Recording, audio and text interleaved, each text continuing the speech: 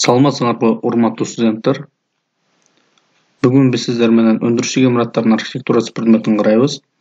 Мен Абдуллаев Улан Душабаевич, курулуш өндүрүш кафедрасына окутучу. Өндүрүштүк имараттардын түрлөрү жана конструктивдик схемалары. Планыбыз. Биринчи, өндүрүштүк имараттарга коюлчу архитектуралык конструктивдик талаптар. Өндүрүштүк имараттардын классификациясы. Сабактын максаты өндүрүштүк имараттардын түрлөрүн жана классификациясын үйрөнүү. Өндүрүштүк имараттар жөнүндө кеңири маалыматка ээ болуу. Өндүрүштүк имараттарды долбоорлоону үйрөнүү. Өндүрүштүк имараттар деп кандайдыр бир өндүрүлгөн продукцияны чыгаруучу имараттарды айтабыз. Өндүрүштүк имараттарга коюлчу архитектуралык конструктивдик талаптар. Өндүрүштүк имараттарга коюлчу негизги 4 талап бар. Биринчиси функционалдык талап. Экинчиси техникалык талап. Үчүнчүсү архитектуралык көркөмдүгү.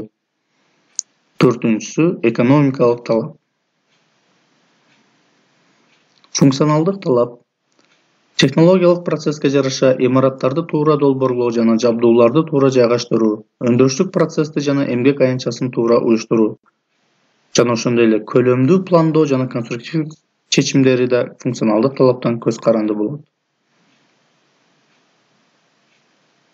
Андан кийинкиси техникалык талап. Техникалык талап имараттарга коюлуучу имараттардын бышыктыгы, бекемдиги, узак мөөнөттүүлүгү жана ошондой эле сырткы чөйрөдөн ар кандай таасир этүүчү күчтөрдөн, мисалы вибрация, шум, жылуулук жана башкалар, конструктивдик элементтердин узак мөөнөт жакшы кызмат кылуусун камсыз кылат жана ошондой эле архитектуралык көркөмдүгү. Архитектуралык көркөмдүгү имараттардын сырткы көрүнүшү жана колдонуучу курулуш материалдарынын конструкциялары бири-бирине төп келе тургандай айкалыштырып жасоо керек. Ал эми экономикалык талап аз убакыттын ичинде өндүрүштүк имаратты ишке киргизүү, минималдуу эмгек күчүн сарптоо, курулушту туура уюштуруу, имаратты оптималдуу пландоо менен керектелүүчү материалдарды үнөмдөө, конструкциялардын салмактарын азайтуу, эффективдүү материалдарды колдонуу, жогорку бекемдиктеги болоттуу жеңил бетондорду, жылуулукту сактоочу материалдарды колдонуу.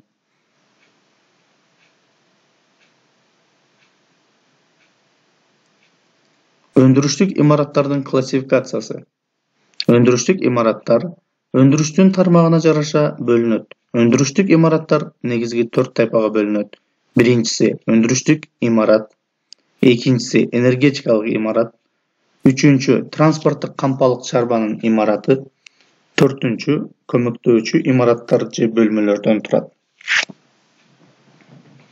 Өндүрүштүк имараттарды төмөнкү белгилерине жараша классификациялайбыз. Максатына жараша.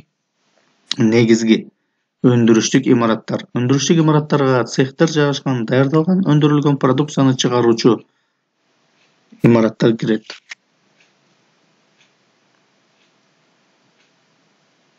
Негизги өндүрүштүк имараттар.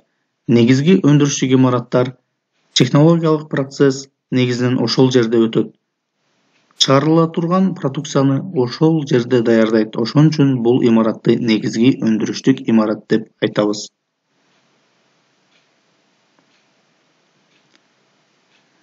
Жогоруда айтып кеткендей, негизги өндүрүштүк имарат технологиялык процесс ошол жерде жайгашып, бардык процесс ошол жерде жүрөт.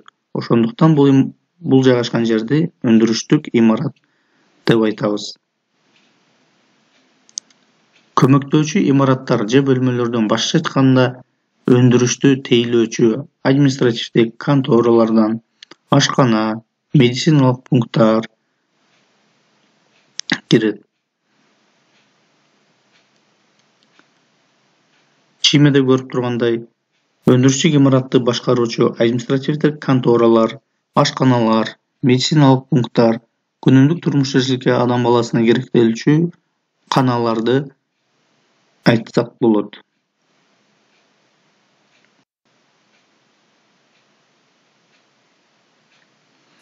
Андан кийинкиси транспорттук кампалык чарбанын имараты. Транспорттукка өзүңүздөр билгендей, гараждар, деполор, унааларды оңдоосу жайлары кирет.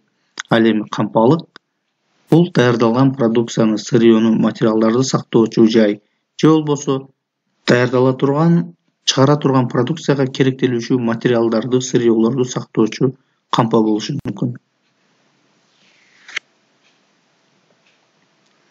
Бул чимеде көрүп турганыңыздардай бул заманбап кампалык комплекс.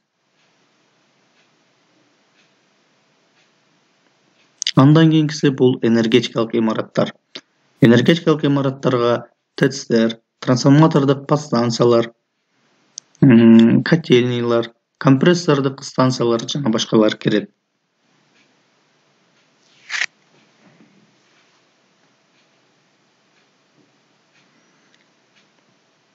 Өндүрүштүк имараттарды электр энергиясы менен, энергетика менен камсыз кыла турган жайларын биз энергетикалык деп айтабыз. Жана ошондой эле өндүрүштүк имараттар пролеттун санына жараша бөлүнөт. Пролеттун санына жараша 1 пролеттуу, 2 пролеттуу жана ошондой эле көп пролеттуу болуп 3кө бөлүнөт. 1 пролеттуу өндүрүштүк имарат. Чимеде көрүп турганыңыздардай өндүрүштүк имараттар 1 пролеттуу болгондо бир гана пролеттон туруп алат. Ал деген сөз биринчи октон экинчи окко чейинки аянтчанын иши гана өндүрүштүк имарат болуп эсептелет.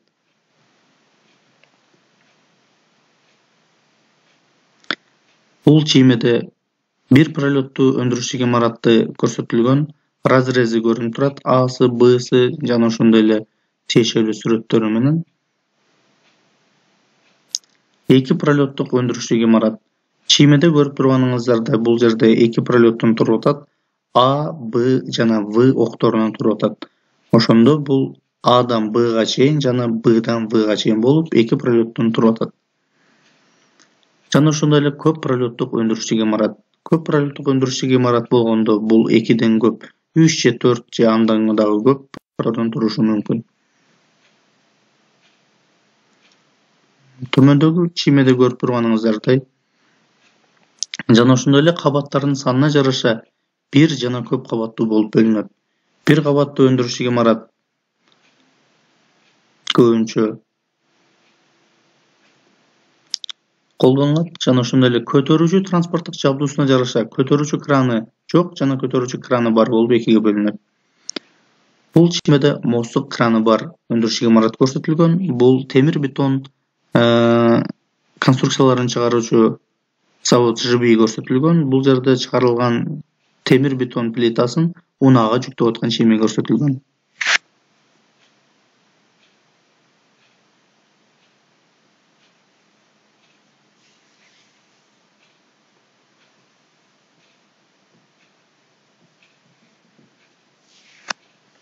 Бул чимеде өзүңүздөр көрүп тургандай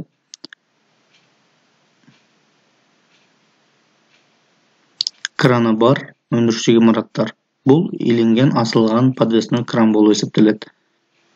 Пульттун жардамында башкарылат.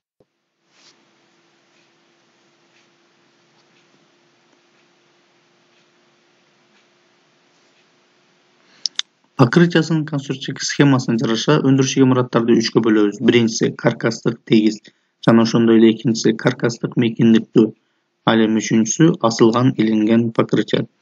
Конструктивдик типине жараша каркастык жана ошондой эле жүк көтөрүүчү дубалдары менен болуп 2ге бөлүнөт. Жылуулук системасына жараша жылытылбоочу өндүрүштүк имараттар, жылуу деп айтылат, өндүрүштү ашыкча жылуулук бөлүп чыгаруучу имараттар.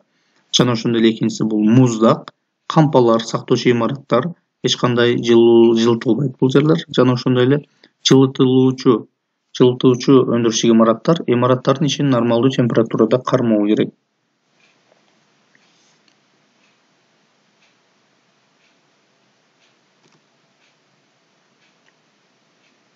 Бул чимеде көрүп турганыңыздардай, бул ашыкча жылуулукту бөлүп чыгаруучу жылуулук технологиялык процессте колдонулган имаратты биз жылытылбоочу өндүрүштүк имарат деп айтабыз.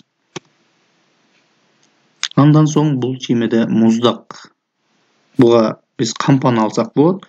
Мөмө жемиштерди сактоочу кампаны сол жактагы чимеде көрүп турасыздар. Ал эми оң жакта бул жылытылуучу өндүрүштүк имарат. адамдар иштегенине байланыштуу биз ал жерде жумушчулар өзүнүн кеңири алып жүргөндөй температураны камсыздашыбыз керек. Жана ошондой эле аба алмашуу ыкмасына жараша үчкө бөлүнөт. Биринчиси табигый вентиляция, экинчиси жасалма вентиляция, үчүнчүсү абаны кондиционерлөө. Жарыктандыруу системасына жараша үчкө бөлөбүз. Табигый жарыктандыруу, жасалма жарыктандыруу, аралаш жарыктандыруу. Бул чимеде табигый жарыктандыруу көрсөтүлгөн.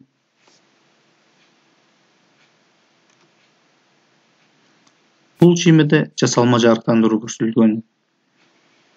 Ал эми бул чимеде аралаш жарыктандыруу көрсөтүлгөн. Аралаш жарыктандырууда биз терезелерди жана ошондой эле покрытиядагы фонарларды жана ошондой эле электр энергиясынан алынган жарыктарды колдонобуз. Ал эми бул жерде покрытиянын профилине жараша тагыраак айтканда фонарлары бар жана фонарлары жок болуп экиге бөлөт. Ички тирегичтердин жайгашуусуна жараша үчкө бөлүп алабыз. Биринчиси пролеттук, экинчиси ячейкалуу типте, үчүнчүсү залдык типте. Пролеттук болгондо пролеттун размери колоннанын кадамынан чоң болот. Ал эми ячейкалуу типте квадраттык же ага жакын колонналардын сеткасынан турат. Ал эми залдык болгондо чоң пролетту 36 метрден 100 метрге чейинки болушу мүмкүн. Бул чимеде өндүрүштүк имараттарды көрүп атасыздар. Өндүрүштүк имараттар өздөрүнүн функционалдык талабына жараша кандай продукцияны чыгарат, ал жерде кандай жабдуулар иштейт, ошол чыгарып аткан продукциясынын размери, чыгарып аткан, өндүрүп атканда колдонуп аткан жабдуулардын размеринен көз каранды болот. Текшерүүчүн суроолор. Өндүрүштүк имараттарга коюлуучу негизги талаптар кайсылар? Өндүрүштүк имараттардын жарандык имараттардан айырмасы эмнеде? Үчүнчү суроо. Өндүрүштүк имараттарды ички тирегичтердин жайгашуусуна жараша кандай бөлүнөт? Төртүнчү суроо. Кандай өндүрүштүк имараттар жылытылбайт? Бешинчи суроо. Жарыктандыруу системасына жараша өндүрүштүк имараттар канчага бөлүнөт? Андан кийин жигиттер, үйдөн дүйнөдөгү эң чоң, эң кызыктуу, эң эле кооз, заманбап жаңыртылган заводдор тууралуу маалыматтарды таап, өз алдынча СРС жумушуңарды жасагыла. Андан кийин силердин көз алдыңарга кооз таштандыларды күйгүзүүчү завод тууралуу бир чийме көрсөтүп кетели. Осакада жайгашкан, Японияда. Андан кийин бул эң чоң заводдордун бири Boeing самолетторун чыгаруучу завод. Андан соң бул Россия Федерациясында жайгашкан Челябинск турбопрокат заводу. Бул завод заманбап салынган жаңы ыкмада. Бул жакта чиймеде көрүп атасыңар, ички жасалгылары дагы өзгөчө көрүнүшкө ээ.